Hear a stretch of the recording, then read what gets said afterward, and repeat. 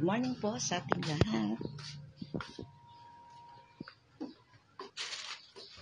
Yan, welcome po sa aking simpleng pamumuhay bilang isang nanay. A full-time mommy, full-time lola, full-time papa. Ay nako.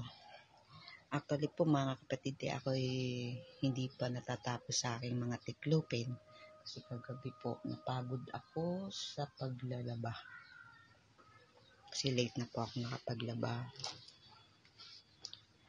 Nag-aabot-abot po yung aking labahin kasi sa ganitong edad pala natin medyo napapagod na rin. Kasi buong buhay ko, bahay lang talaga. Oh my God. Kumusta na po kayo? Ayan. Medyo pagod po ako ngayon kasi late na rin talaga ako ng gising. Palate talaga ako ng gising. Kasi ang hirap pong bumangon sa umaga. Buti na lang yung mga anak ko kasi pagkagising sa umaga, bahala na muna sila sa kanilang almusal. Pag alam nilang pagod ako, sila na nagpe-prepare. Ngayon, ang ipe-prepare ko ngayon ay lunch namin. So, pumunta pa ako ng palengke. Pero malapit lang naman yung palengke dito sa amin. Tatawid pa ng konti. Lalakad. Yan kanina.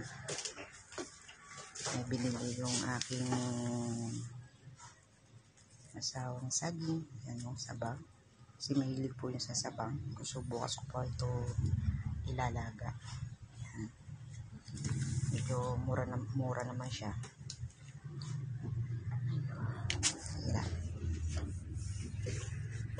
Tara guys, magkape muna tayo kasi mag-start na ako ng aking gawaing bahay. Yan.